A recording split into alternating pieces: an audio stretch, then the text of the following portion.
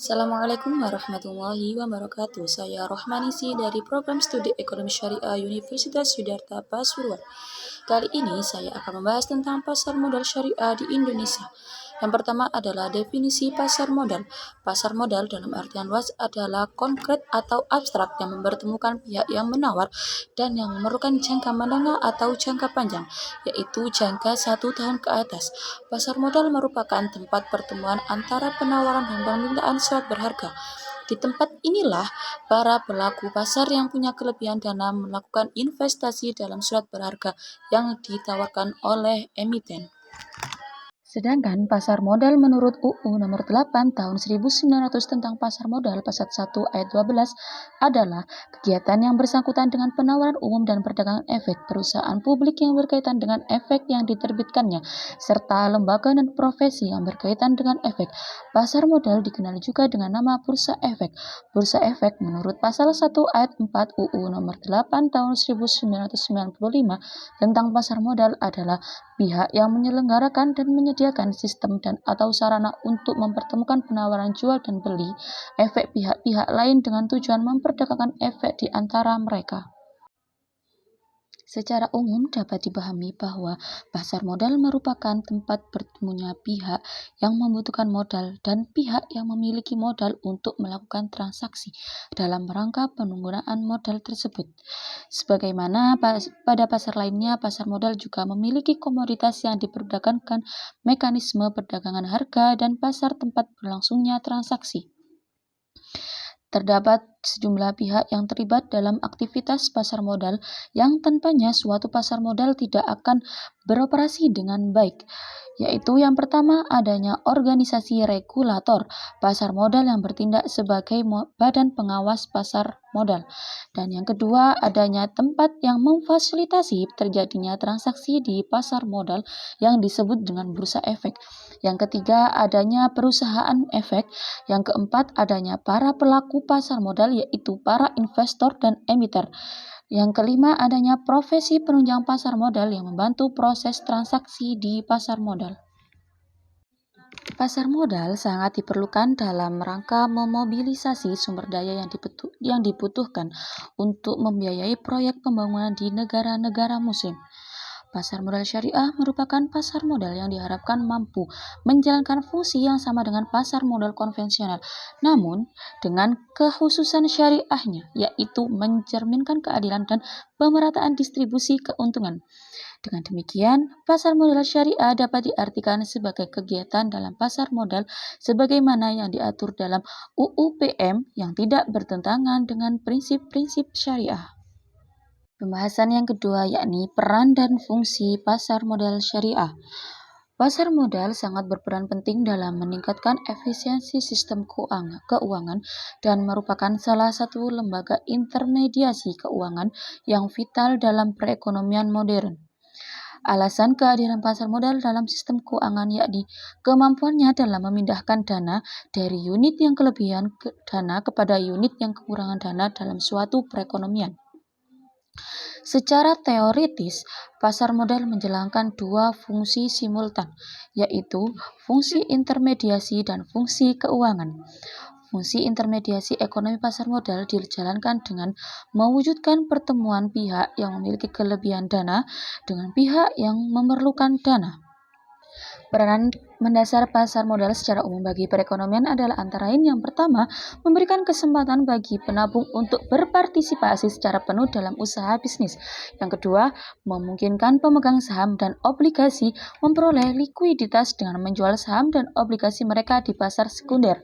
Yang ketiga, memberikan kesempatan bagi pengusaha untuk menghimpun dana eksternal untuk kebutuhan ekspansi aktivitas ekonomi dan perusahaan mereka. Yang keempat, memberikan kesempatan bagi pengusaha memisahkan operasi bisnis dan ekonomi dengan aktivitas keuangan. Selain itu, pasar modal yang efisiensi diharap melaksanakan berbagai fungsi yang sebagai berikut, Yang pertama, menyajikan mekanisme mobilisasi sumber daya yang mengarah kepada alokasi sumber daya keuangan yang efisien dalam ekonomi.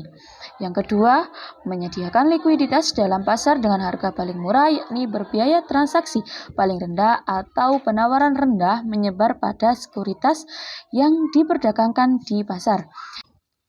Yang ketiga, untuk memastikan transparansi dalam penentuan harga sekuritas dengan menentukan harga premi risiko yang merefleksikan tingkat risiko sekuritas tersebut. Yang keempat, menyediakan peluang menyusun portofolio yang terdiverifikasi dengan baik dan untuk mengurangi level risiko melalui diversifikasi lintas batas geografis dan waktu. Sedangkan menurut McWelly, keberadaan pasar modal syariah selain menjalankan fungsi sebagai pasar modal secara umum juga memberikan manfaat lain bagi perekonomian nasional, yaitu yang pertama memungkinkan bagi masyarakat berpartisipasi dalam kegiatan bisnis dengan memperoleh bagian dari keuntungan dan risikonya. Yang kedua, memungkinkan para pemegang saham menjual sahamnya guna mendapatkan likuiditas. Yang ketiga, memungkinkan para perusahaan meningkatkan modal dari luar untuk membangun dan mengembangkan lini produknya. Kemudian yang keempat, memisahkan operasi kegiatan bisnis dari fluktuasi jangka pendek pada harga saham yang merupakan ciri umum pada pasar modal konvensional. Yang kelima, memungkinkan investasi pada ekonomi itu ditentukan oleh kinerja kegiatan bisnis sebagaimana tercermin pada harga saham. Pembahasan yang ketiga yakni dasar hukum pasar modal syariah.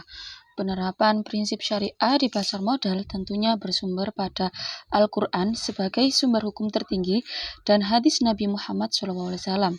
Selanjutnya, dari kedua sumber hukum tersebut, para ulama melakukan penafsiran yang kemudian disebut sebagai ilmu fikih. Dasar hukum pasar modal syariah berdasarkan Al-Quran pada surat Al-Baqarah ayat 275 yang artinya orang-orang yang memakan riba tidak dapat berdiri melainkan seperti berdirinya orang yang kemasukan setan karena gila. Yang demikian itu karena mereka berkata bahwa jual beli sama dengan riba. Padahal Allah telah menghalalkan jual beli dan mengharamkan riba. Barang siapa mendapatkan peringatan dari Tuhannya lalu dia berhenti, maka apa yang telah diperolehnya dahulu menjadi miliknya dan urusannya kepada Allah. Barang siapa mengulangi, maka mereka itu penghuni neraka. Mereka kekal di dalamnya. Dan juga diterangkan pada surat An-Nisa ayat 29, yaitu, wahai orang-orang yang beriman, janganlah kamu memakan harta sesamamu dengan cara yang batil, kecuali berupa perniagaan atas dasar suka sama suka di antara kamu. Janganlah kamu membunuh dirimu sendiri, sesungguhnya Allah adalah Maha Penyayang kepadamu. Sebagai bagian dari sistem pasar modal Indonesia, kegiatan di pasar modal yang menerapkan prinsip-prinsip syariah juga mengacu kepada Undang-Undang Nomor 8 Tahun 1995 tentang pasar modal. Berikut peraturan pelaksanaannya. Beberapa LK selaku regulator pasar modal di Indonesia memiliki beberapa peraturan khusus terkait pasar modal syariah, yaitu sebagai berikut. Yang pertama, Peraturan Nomor 2 K1 tentang kriteria dan penerbitan daftar efek syariah. Yang kedua, Peraturan Nomor 9 A13 tentang penerbitan efek syariah. Yang ketiga, Peraturan Nomor 9 A14 tentang akad-akad yang digunakan dalam penerbitan efek syariah.